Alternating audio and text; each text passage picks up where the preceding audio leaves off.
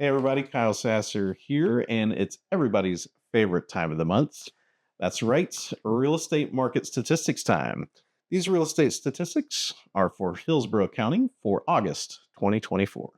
Now, you might be asking yourself, on this report it says July 2024. Why is he calling these the August numbers? Well, these are the most recent numbers that I have, and the reason why is because we compare month to month.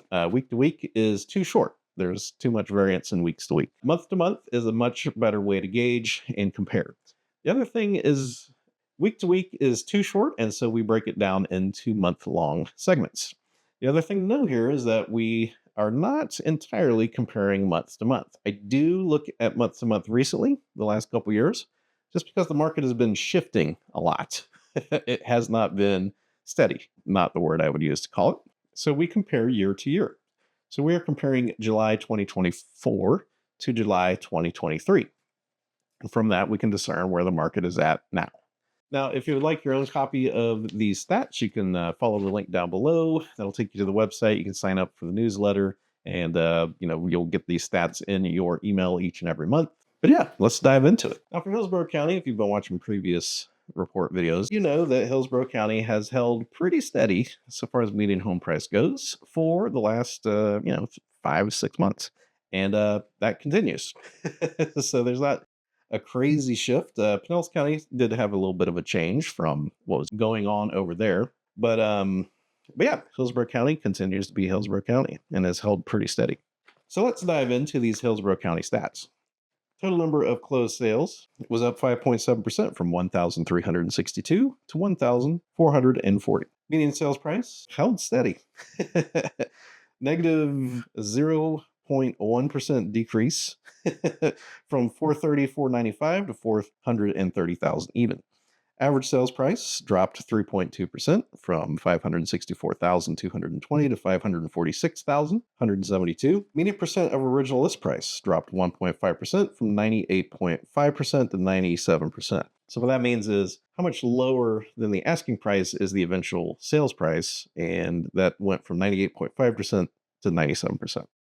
Median time to contract increased 41.2 days. So last year in July, it was 17 days. Currently, it's sitting at 24 days. Total number of new listings is up 12.7%. So July 2023, there was 1,656 homes. And in July 2024, there was 1,866 homes. And active inventory, which is probably the biggest change in the real estate market. So there's 66.2% more homes to choose from now compared to last year. That's an increase from 2,459 to 4,086 homes. The doom and gloom section here, which is foreclosures and short sales. Foreclosures have continued to be extremely low, so they dropped 54.5%. There was a total of 4 short sales, which is technically a infinite increase, I think, because you can't divide by 0. That was in 2023. So not a lot of activity in the doom and gloom side. And the main reason for that is, home prices are still high enough where if somebody gets in trouble, they can usually sell their house retail, pay off the mortgage, avoid the foreclosure, and probably put some money in their pocket. Now, I don't usually touch on the month-to-month stuff, but I do want to touch on the median sales price just to kind of show how steady things have been. So, currently it's at 430. June it was 436. May it was 435. April it was 429. March it was 428. So all the way back to March, we have been in that 430 number. There's a little bit of a blip in January where it dropped to 410. A lot of that's probably just a fluke of what houses sold at that point in time, if I had to guess. December it was 430, November it was 425, October 429, September 425. So things have been pretty steady for 2/3 of a year, basically, so far as median sales price goes. Now, the truth is that inventory has climbed. And with that, as the inventory demand mismatch continues, you would expect prices to start to decline, median sales price. But at least so far, we've made it through 2/3 of a year, and that number has not really budged. And so, like the inventory numbers, so back in March, there was 3,100. April, there was 3,400. May, there was 3,700. June, there was 3,800. And then last month, there was 4,000. So you can see that we've steadily been building inventory there. Now, I do like to touch on the different price points because a $1 million house usually sells on a little bit different time frame than a $400,000 house. Reason why is the buyer pool for the $1 million house is a lot smaller than the $400,000 house. So usually takes a little bit more time. So this is a closed sales by price. I don't usually try to hit every one of these because it's a little monotonous with me reading numbers all the time. I kind of like to hit the high points so you can kind of see. The main dividing line is at 300,000. So, like for example, under 300,000, there's a total of probably 150 homes, maybe. So, like 150 to 200,000, there's 24 houses. 200 to 250, there's 36. 250 to 300, there was 88. Then there's a big change at 300 to 400. There's 438 houses sold in that price range, which is up 6.1%. 400 to 600 dropped to 1.4% to 489. And 600 to a million went up 25% to 265. Median time to contract is pretty quick, under 250. So like 150 to 200,000 is at 9 days, which is 30% shorter than last year. But once you hit that 250 mark, it's pretty solid at about mid 20s, so 24, 25 days. So 250 to 300 is at 25 days, which is increased from 78.6%. 400 to 600,000 is up 47.1% to 25. And then a million or more is sitting at 44 days on market, which is an increase of 83%. Number of new listings, good news is that's up across the board. No matter what price point you're looking at, there's more houses that were listed this year compared to last year. But it's not crazy. The biggest one is 300 to 400,000, which was up 23.9% to 580, newly listed in July. 400 to 600 was only a 3.4% increase to 646. And yeah, most of the rest of these are pretty low, like not really noteworthy. I would put most of these it held pretty steady with last year. And then inventory is also up across the board. So there's almost twice as many homes in the $150,000 to $200,000 mark. So there's a total of 27 of those. 200 to 250 is up 84.8% to 61. 250 to 300,000 is up 113.4%, so more than doubled. 143 homes in the county. 300 to 400,000 is up 98.8%, 998. Kind of twisted my eyes up there looking at those numbers. 400 to 600,000 was up 66.8% to 1,503. 600 to a million was up 53.8% with a total of 840 homes for sale, and a million or more was up 30.7%, total of 511 homes. So those are the Hillsborough County real estate statistics. So if you think back to your mathematics class, you might remember mean and median and mode, or average. I think is mean is the equivalent of mean. So an average is where you would take, say, 5 houses. You would add up the prices that those houses sold for, divided by 5, and that gives you the average price. Median is a little bit different, though. So what median is that's where you have, let's say, 30 to 30, 40, 50 homes. The median price is the house where there's an equal number of homes at a higher price and a lower price. So it's more of the true midpoint of the market. Average sales price tends to get pulled a lot harder if there was significantly expensive homes sold or a lot of significantly less expensive homes. Median does not tend to get pulled as much by those kind of outlier cases, although with the number of sales being as low as they are, it does move more than it had previously. So obviously, if you're selling 800 or 1,000 homes in a month, that's going to move that median home price number a lot harder than if we were selling 2,000 or 3,000 like we were a few years ago. So you kind of have to, context matters, and you have to keep all that in mind as you're looking through these statistics.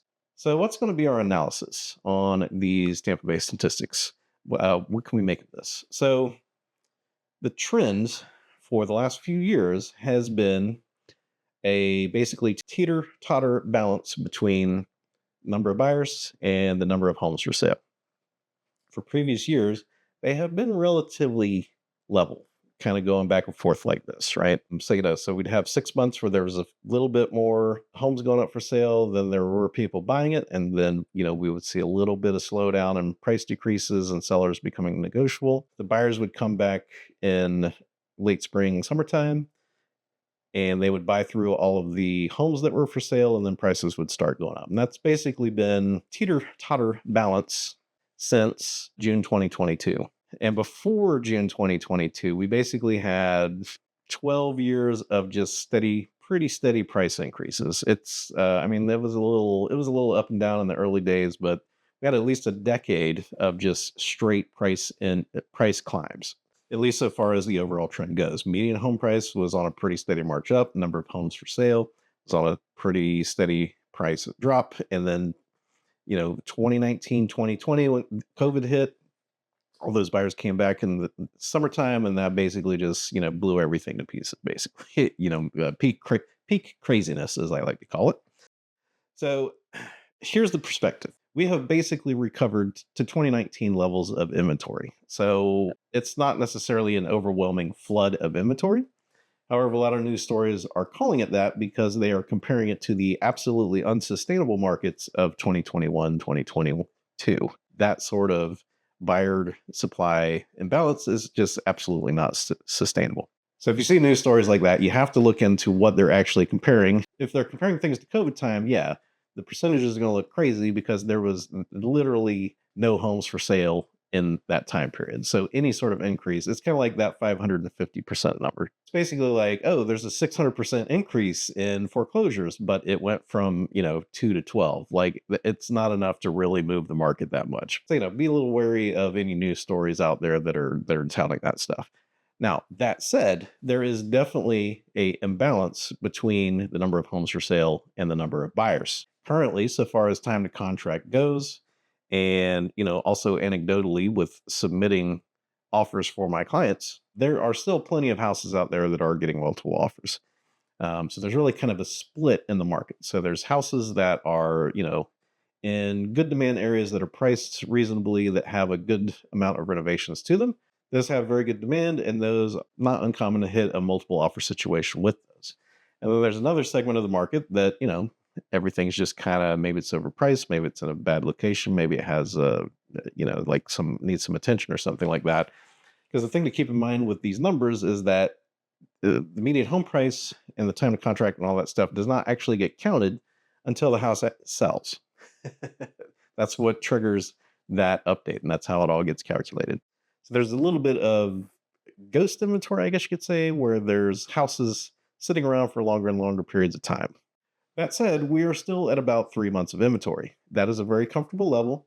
And whenever you see a news story that purports that the market is falling to pieces and it's catastrophic, just know that those ratios and those numbers are like 2018, 2019 numbers. And no one at that point in time would have considered that market as falling apart. I'm not saying that home prices shouldn't go down or won't go down. I'm saying that it's too early to tell, and most of the news stories that are out there build those headlines to generate clicks and views, not to actually convey relevant information to you. Total number of active inventory is back to 2019 levels ish. Total number of sales is down though. And so that's why at this point, with that sort of mismatch, if the number of buyers, if the number of closed sales stays low, that inventory is going to continue to build. And eventually, yes, we will see a price decline if that imbalance holds. The tricky part is the number of buyers has been whipsawing all over the place. A lot of it depends on buyer sentiment as well as like awareness of the market. So in this year, you might have noticed we have an election coming up that usually dampens buyer experience a little bit, just optimism. And interest rates had been high. And although they just dropped, it usually takes a few months for people to find out that interest rates dropped, check it out and see if it's in a range that they are comfortable with. And then, make the decision to start the home buying process. So just because interest rates dropped and we haven't seen an immediate jump in the number of demand doesn't mean that it's coming, because that takes a long time to develop. The natural follow-up question here is Kyle, there's, let's just say 3 times as many homes for sale than there are buyers. How long will it take for a price decline to shape up? Well, the crazy thing is Hillsborough County has kind of been like that for 6 months, and their stats, their median home price is stuck at within a $10,000 window for like 6, 7, 8 months, which is crazy. That's not something you would expect. Pinellas County is, it's been kind of whipping all over the place, which is to be expected. Pinellas County is a little bit more of a vacation and boom bust kind of market over there. So, but if we're talking like generalities, usually you need that mismatch for about 6 months before you start to see a significant price decline. And the reason why is because home sellers are reluctant to reduce the price of their house. So sellers naturally want the most money for their house. And instead of putting it up on the market for 1 week and then, not getting an offer, they're usually not going to cut it by like $20,000 or $30,000. So instead of that, they're like, well, let's give it another week. Well, let's give it another week. And about the 3 to 4 week mark is where, the first price reduction kind of gets entertained. So then they drop the price. And then again, everything kind of resets. If they don't immediately get an offer, they don't think, oh man, we need to drop this another 20, 30,000. They say, no, maybe it's an off week. And then let's give it another week. And then again, maybe week 3, week 4, they're like, well, let's drop it another 5 or 10,000 and try that, see what happens. So that's why price declines take a long time to develop. Sellers naturally want the most money, and they're also very reluctant to sell it for less than it could have sold for a few months ago. The other thing to know is that these numbers, the current time to contract, the housing supply numbers, all of that stuff is still very much seller's market territory. We're right at about 30 days time to contract. That is very much seller's market. The only reason that 30-day time to contract sounds terrible is because it was so short in 2021 and 22. But again, that was unsustainable, crazy time.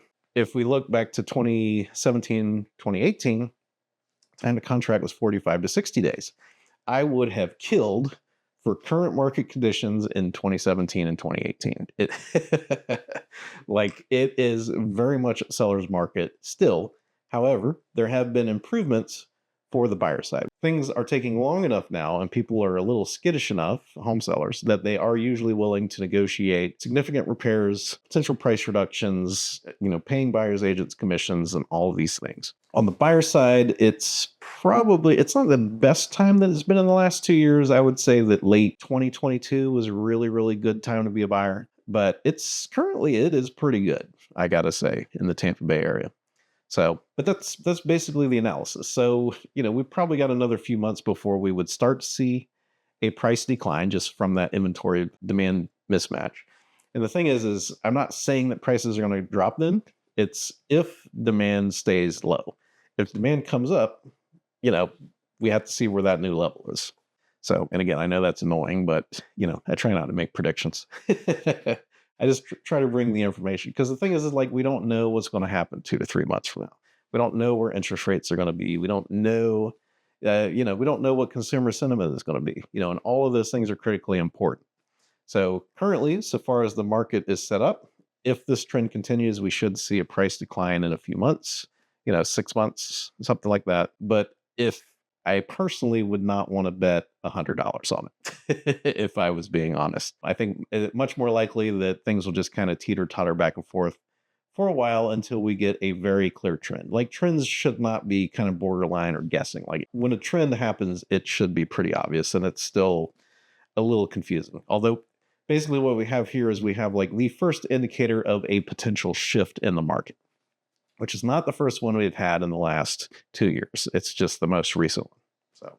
So anyway, that's my take. Thank you so much for watching this market statistics video. I know that analysis was a little longer than usual. If you were looking to start your home journey in the Tampa Bay area, if you were thinking about buying or selling a home, I would love to help you out. Best way to get started is to book a chat or a conversation, and the link in the description down below. You can book a time that works best for you, and I would love to have that chat with you and see how I can help. Other than that, I hope that everybody made it safely through Debbie, that you didn't get flooded or have too bad a damage or trees down or anything like that. If you ever have any questions about flood insurance or anything ancillary to housing, feel free to reach out. I'm here to be a resource and advisor to you. My name is Kyle Sasser. You can reach me at the contact link in the description down below. I look forward to helping you however I can. Thank you so much for watching this video, and I'll talk to you soon.